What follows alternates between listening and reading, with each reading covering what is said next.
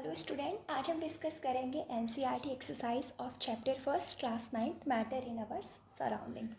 So students, अगर आप मेरे चैनल पर नए हैं सो आप सबसे पहले आप मेरे चैनल को सब्सक्राइब कर दीजिए और लाइक बटन भी ज़रूर दबा दीजिए। तो चलिए स्टार्ट करते हैं हम वीडियो लेक्चर। सो देखिए, एनसीईआरटी एक्सरसाइज स्टार्ट करने से पहले मैं आपको इस चैप्टर का एक की पॉइंट बताऊंगी जिसमें बच्चे सबसे ज़्यादा कंफ्यूज हो जाते हैं। वो इस डिग्री सेल्सियस से केल्विन में कन्वर्ट करते हैं, तो +273 करें या फिर -273 करें, बच्चे बहुत ज़्यादा कंफ्यूज होते हैं। सो सबसे पहले अपने माइंड में जो हमें करना है वो अल्फ़ाबेट से याद रखना है, यानी जो सी होता है मतलब C4 कैट होता है वो अल्फ़ाबेट में पहले आता है और के बाद में आ रहा है। मतलब हम सी से के की तरफ जा रहे हैं, यानी हम इंक्रीमेंट कर रहे हैं, मतलब तरक्की कर रहे हैं सी से के की तरफ। कोई छोटा बच्चा है, उसे अभी ABCD सी तक लर्न हुई है, देन उसे के तक लर्न हो गई, मतलब उसने क्या है, तरक्की की है। तो तरक्की करना मतलब +273 करेंगे। और अगर वही उल्टा हो जाए, वो के से सी मतलब के भूलता जा रहा है पीछे के से और उसे केवल आगे की याद होती जा रही है, मतलब डीमोनेटाइजेशन हो रहा है उसका। सो मतलब हम क्या करेंगे, -273 करेंगे। सो केवल आप अपना यही कॉन्सेप्ट याद रखिए, आप डिग्री सेल्सियस से केल्विन में या फिर केल्विन से डिग्री सेल्सियस में कन्वर्ट करना कभी नहीं भूलेंगे। सो देखिए, फर्स्ट क्वेश्चन है वो है कि आपको जो टेम्परेचर रेंज दे रखी है वो केल्विन में दे रखी है, देन आपको सेल्सियस में कन्वर्ट करनी है। यानी आपको के दे रखा है, सी में कन्वर्ट करना है, मतलब आपको बैक जाना है, यानी आपको माइनस करना है। सो यहाँ पर भी आप 300 में से 273 माइनस कर दीजिए, देन क्या बचा, 27 डिग्री सेल्सियस। सेम यहाँ पर क्या दे रखा है, 573 के दे रखा है, माइनस कर दो 273, तो बचा क्या, 300 डिग्री सेल्सियस। मीन यहाँ पर तो ये स्पेसिफिक वैल्यू दे रखी है, आपको कुछ भी दे सकता है। सो आपको केवल -273 करना है। सो क्वेश्चन सेकंड है जो एनसीईआरटी का, वो क्वेश्चन ये है कि अब आपको सेल्सियस में दे रखा है, देन आपको केल्विन में कन्वर्ट करना है, मतलब सी से के यानी मोनेटाइजेशन हो रहा है, मतलब आपको प्लस करना है। तो आप दोनों वैल्यूज़ में प्लस कर लीजिए। सो देखिए, अब हम थर्ड क्वेश्चन देखते हैं। थर्ड क्वेश्चन में क्या है, दे रखा है जो नैप्थलीन बॉल होती हैं, जिन्हें आपने देखा होगा वॉशरूम्स में यूज किया जाता है। सो जो ये नैप्थलीन बॉल हैं ये कुछ टाइम बाद डिसअपियर हो जाती हैं, मतलब गायब हो जाएंगी। नैप्थलीन बॉल सॉलिड होती हैं, मतलब बड़ी बड़ी गोली जैसी होती हैं, लेकिन बाद में वो कोई अपने रेजिड्यू नहीं छोड़ती हैं। सो पहले हमें इसका रीज़न देना है, और इसी का बी पार्ट दे रखा है कि जो परफ्यूम की स्मेल है वो हम मतलब कुछ मीटर दूर बैठे हों तो भी हमें उसकी स्मेल देखने को मिल जाती है। सो चलिए सबसे पहले क्वेश्चन थर्ड का आंसर देखते हैं। सो मेन क्या होगा, जो नैप्थलीन है वो रूम टेम्परेचर पर क्या होती है, सॉलिड फॉर्म में होती है, लेकिन उसका क्या हो जाता है, रूम टेम्परेचर पर अगर वो रखी होगी तो उसका क्या हो जाएगा, अपने आप सब्लिमेशन हो जाता है।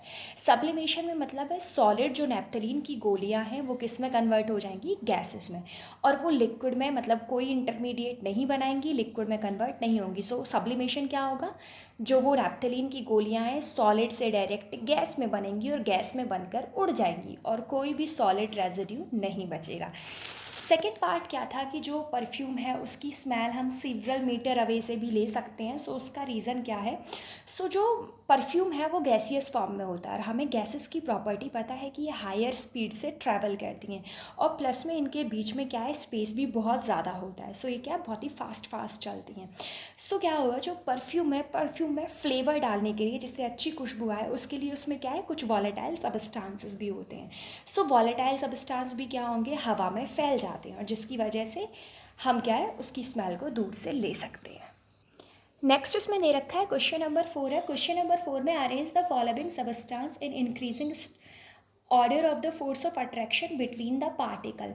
फर्स्ट है वाटर, शुगर और ऑक्सीजन। इसने क्या है, वाटर, शुगर और ऑक्सीजन दे रखे हैं और कहा है इन तीनों को उनके फोर्स ऑफ अट्रैक्शन के अकॉर्डिंग क्या है, हमें अरेंज करना है। सो हमें पता है सबसे ज़्यादा फोर्स ऑफ अट्रैक्शन किस में होता है, सॉलिड में, देन हमें पता है लिक्विड में होता है, और देन हमें क्या पता है सबसे कम किस में होता है, गैस में। तो चलिए देखते हैं। सो हम बात करेंगे कि फोर्स ऑफ अट्रैक्शन के अकॉर्डिंग हमें इन्हें अरेंज करना है। सो सॉलिड, सो हमें तीन को अरेंज करना है, वाटर, शुगर और ऑक्सीजन। सो हमें पता है सबसे ज़्यादा अट्रैक्शन किसके बीच में होता है, सॉलिड के बीच में। तो शुगर क्या है, सॉलिड है। सो सबसे ज़्यादा अट्रैक्शन किसके बीच में है, शुगर में। फिर क्या बचा, ऑक्सीजन और वाटर। वाटर क्या है, लिक्विड, और ये क्या है, गैस। देन हमें पता है लिक्विड में होता है। सो सेकेंड नंबर पर जो कम है वो किस में, लिक्विड में, और सबसे कम किस में है, ऑक्सीजन में।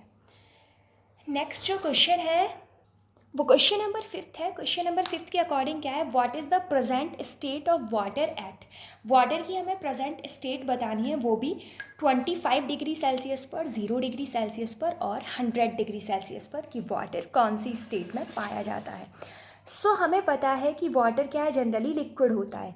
सो 25 डिग्री सेल्सियस पर वाटर कौन सी फॉर्म में होगा, लिक्विड फॉर्म में होगा। अब बात करेंगे हम 0 डिग्री सेल्सियस, तो हमें पता है 0 डिग्री सेल्सियस को क्या कहा जाता है, वाटर का फ्रीजिंग पॉइंट कहा जाता है, मतलब वो जमने की कगार पे होता है। सो वो उस टाइम पे बर्फ़ जमकर सॉलिड फॉर्म में भी मिल सकता है और लिक्विड फॉर्म में भी एग्जिस्ट कर सकता है। नेक्स्ट है 100 डिग्री सेल्सियस, तो 100 डिग्री सेल्सियस वाटर का क्या होता है, बॉइलिंग पॉइंट होता है। सो बॉइलिंग पॉइंट पे वाटर हो सकता है भाप बनकर उड़ गया हो, या थोड़ा बहुत रेजिड्यू वाटर की फॉर्म में भी बचा हो। सो अब देखते हैं हम नेक्स्ट क्वेश्चन।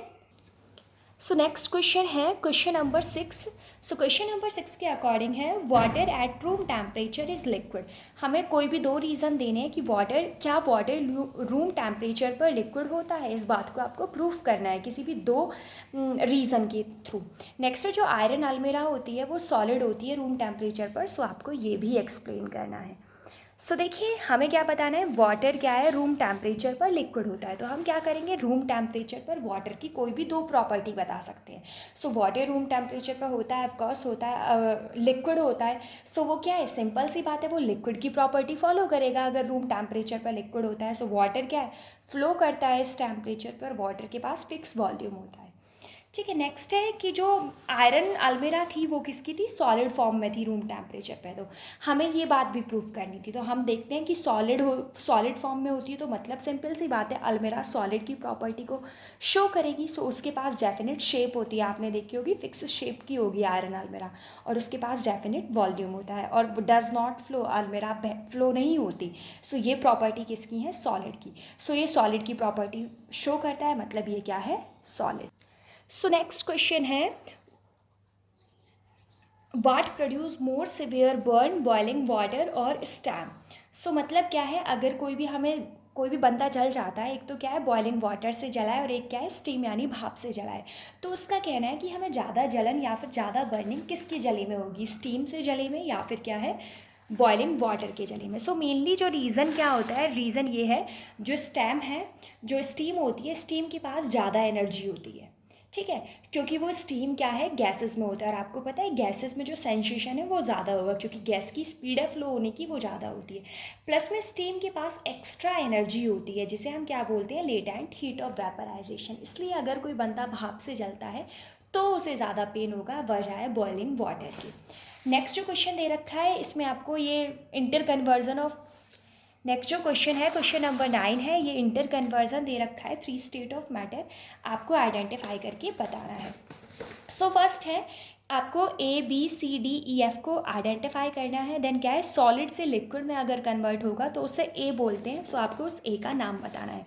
सो आपको पता है सॉलिड से जब लिक्विड में कन्वर्ट होता है तो उसे हम क्या बोलते हैं, फ्यूज़न बोलते हैं। वाइल बी आइडेंटिफाई करना है, लिक्विड से किस में कन्वर्ट हो रहा है, गैस में। सो लिक्विड से अगर गैस में कन्वर्ट होता है तो उसे हम क्या बोलते हैं, वेपराइजेशन। सो बी क्या है, वेपराइजेशन। देन सी है, गैस से लिक्विड में कन्वर्ट आ रहे हैं, मतलब ये क्या है, कंडेंसेशन है। सो सी का मतलब क्या है यहाँ पर, कंडेंसेशन है। देन क्या है, लिक्विड से वापस हम किस में जा रहे हैं, सॉलिड में जा रहे हैं। सो लिक्विड से वापस हम सॉलिड में जाते हैं तो उसे हम क्या बोलते हैं, सॉलिडिफिकेशन। यहाँ पर क्या है, सॉलिड से आप डायरेक्ट गैस में कन्वर्ट कर रहे हो, देन आपको ई आइडेंटिफाई करना है, मतलब ये क्या है, सब्लिमेशन है। और यहाँ पर गैस से डायरेक्ट सॉलिड में है तो भी उसे क्या बोलेंगे, सब्लिमेशन। तो चलिए, आपको अगर नोट करना है देन मैं आपको आंसर लिखा हुआ, नोट किया हुआ दिखा देती हूँ। सो मीन क्या है, सॉलिड से लिक्विड तो क्या होगा, फ्यूज़न, और लिक्विड से सॉलिड क्या होगा, सॉलिडिफिकेशन। लिक्विड से गैस क्या होगा, वेपराइजेशन, वाइल गैस से लिक्विड क्या होगा, कंडेंसेशन। अगर सॉलिड से लिक्विड बनेगा, अगर सॉलिड से गैस बनेगा तो क्या होता है, सब्लिमेशन, और अगर गैस से सॉलिड बनेगा तो भी क्या होगा, sublimation. Thank you so much for watching me. If you like this video please like, comment, share and subscribe my channel.